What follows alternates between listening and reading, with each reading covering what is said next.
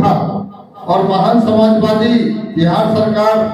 के दो बार मुख्यमंत्री रहे, एक बार उप मुख्यमंत्री रहे और कई बार नेता विरोधी दल रहे, जिन्होंने अपने पूरे जीवन गरीबों के हक हुकूक की लड़ाई में उनके प्रति समर्पित और निष्ठापूर्वक सभी लोगों को राजनीति के और समाज के से उनको जो सभी उठाने का काम किया, सभी लोगों को उनके अधिकार के प्रति और उनकी लड़ाई लड़ने का काम किया, वैसे नेता का आज हम लोग जयंती मनाने के लिए इकट्ठा है, जिन्होंने दिन रात गरीबों के लिए इनको गुदरी का लाल कहा जाता है। और ये वास्तव में ये है भी, जिस तरह से इन्होंने 1952 से लगातार जब से विधानसभा में गए, 1952 से चुनाव लड़े और विधानसभा चुनाव जीते, उसके बाद से कभी हारे नहीं। 1988 में इनका देहावसान हुआ। लगातार वहां के सभी लोगों ने और बिहार ही नहीं पूरे देश के लोग जिस तरह से आज सिर्फ सामाजिक न्याय के पुरोधा के रूप में आज सभी लोग जो इनकी जयंती मनाने का काम कर रहे हैं, हम सब लोगों से यह अनुरोध करना चाहेंगे कि निश्चित रूप से आज जो देश की स्थिति है, आज जो हमारा देश जिस दौर से गुजर रहा है, जो सांप्रदायिक ताकतें आज देश को मंदिर मस्जिद हिंदू मुस्लिम करके जिस तरह से देश में नफरत फैलाने का काम कर रहा है, भाईचारगी को समाप्त कर देश को किस नफरत की आग में जो झोंकने का काम किया, वैसे फिरका परस्त ताकतों से हम सब लोगों को सावधान होना होगा। आज जो बाबा साहब भीमराव अम्बेडकर जी ने जो बनाया, जो उन्होंने संविधान लिखा, उस संविधान पर खतरा है। किसी और बता रहे थे और पूर्व के वक्ता ने भी आपको विशेष रूप से बताया कि लोकतंत्र को मिटाने की जो साजिश रची जा रही है, हम सब लोगों को एकत्रित होकर के इन चीजों को समझना होगा। आज हम लोग के बीच जो कर्पूरी लोहिया जयप्रकाश और बाबा साहब अम्बेडकर के राह के राही और गरीबों के रहनुमा आदरणीय श्री लालू प्रसाद यादव जी को जिस तरह से उन ताकतों ने तोड़ने का काम किया, लेकिन हमारे आदरणीय नेता ने कहा कि मैं मरना पसंद करूंगा लेकिन झुकना पसंद नहीं करूंगा। और उन्होंने गरीबों की लड़ाई लड़ते, भले ही उनको लोगों ने जेल भेजने का काम किया, लेकिन कभी गरीबों के हुकूक की लड़ाई लड़ते रहे, कभी फिरका परस्ताकों से समझौता नहीं किया। आज हम लोग के आदरणीय नेता उप मुख्यमंत्री तेजस्वी प्रसाद यादव जी दिन रात एक एक विभाग की समीक्षा करके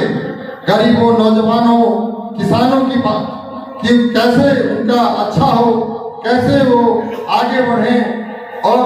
अब देख लीजिए, जो आपको अच्छी तरह पता है कि जो सरकार केंद्र में है, किस तरह से लोगों को कहा कि 2 करोड़ लोगों को रोजगार देंगे, 15 लाख 20 लाख गरीबों, हर गरीबों के खाते में काला धन आ जाएगा। क्या आया? 2 करोड़ रोजगार क्या देंगे? बजाते सब जो लोग रोजगार में पूर्व से है उनको निकालने का काम किया। सभी जो देश की स्थिति जैसी बन गई है, और हम लोग क्या आदरणीय नेता तेजस्वी प्रसाद यादव जी ने कहा था चुनावी मैनिफेस्टो में कि हमारी सरकार बनेगी तो पहली कलम से हम 10 लाख लोगों को रोजगार देने का काम करेंगे, नौकरी देने का काम करेंगे। और जैसे ही सरकार में आए, हम लोगों के माननीय मुख्यमंत्री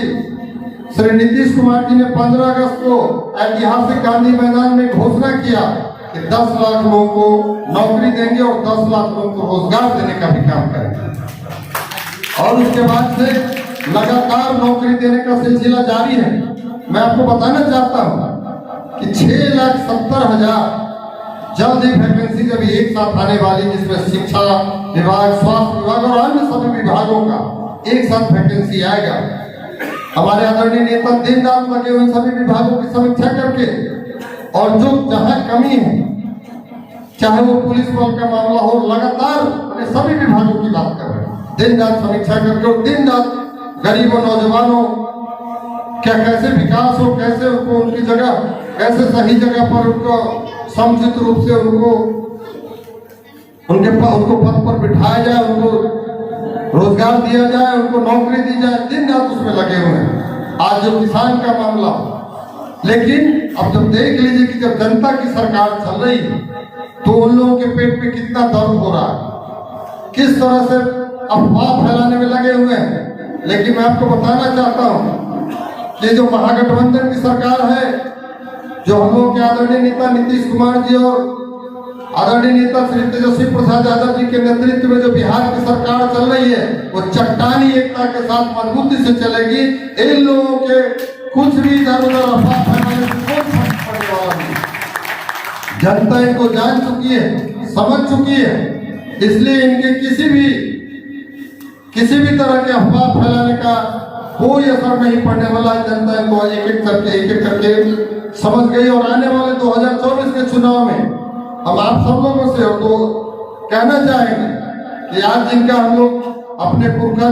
कर्पूरी ठाकुर जी की जयंती मना रहे हैं, उनके विचारों को आप सब लोग यहाँ से संकल्प लेके जाइए कि उनके विचारों को एक एक लोगों के विचारों से लैस करने का काम करिए और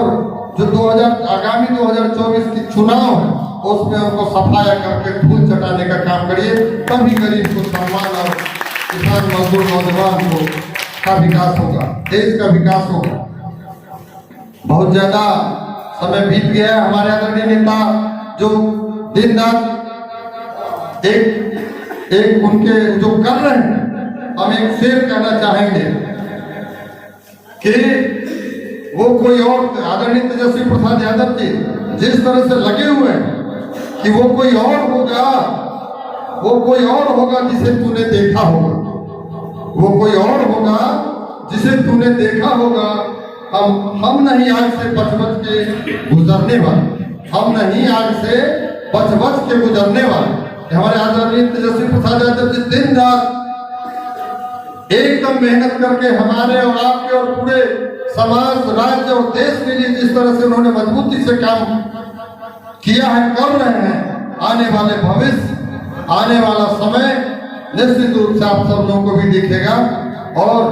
जो आगामी 2024 का भी चुनाव है लोकसभा का, उसमें हम सब लोग यहाँ से संकल्प लेके जाएं कि अपने पुरखों अब कर्पूरी ठाकुर जी के विचारों को एक एक लोगों को लैस करने का काम करें और अपने इन्हीं चंद शब्दों के साथ, चूंकि ज्यादा समय से ये कार्यक्रम चल रहा है, ज्यादा नहीं समय लेते हुए,